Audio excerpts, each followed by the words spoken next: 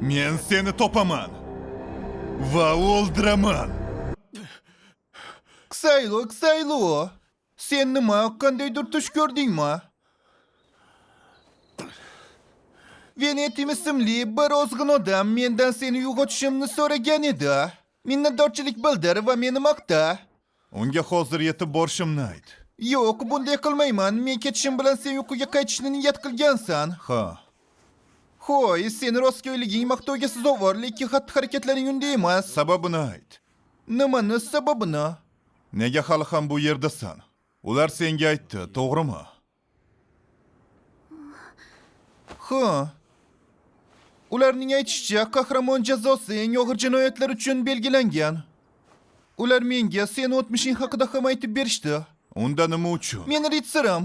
Senda sabab bo'lgan, shunday emasmi? Meni sababim muhim emas. Men Ma'budani o'ldirganman. Eng asosiysi shu.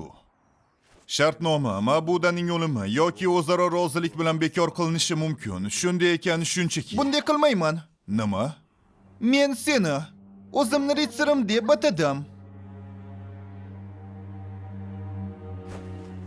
Qisaylo, uyg'ondingmi? Bu yerda hamma narsa muammoli. Venetim, baqirishni bas qil. Seni o'ldiraman. Senda imkoniyati bo'lmaslikdan oldin o'lib qolamanmi deb o'ylayman. Ko'rinishidan keyingi vazifamiz boshlandi. Rostdanmi? Axir biz bir martalik qahramonlarmiz. Shunday bo'lsa-da, men o'lishni xohlamayman. Shuning uchun tafsilotlarni muhokama qilish uchun kela olasanmi? Itvachcha. Men ritsirim. Biz ketishimiz kerak, meni kuchim kerak, shunday emasmi? Ularni mahkam ushla. Qo'y, bu yerda nima bo'lyapti? Bu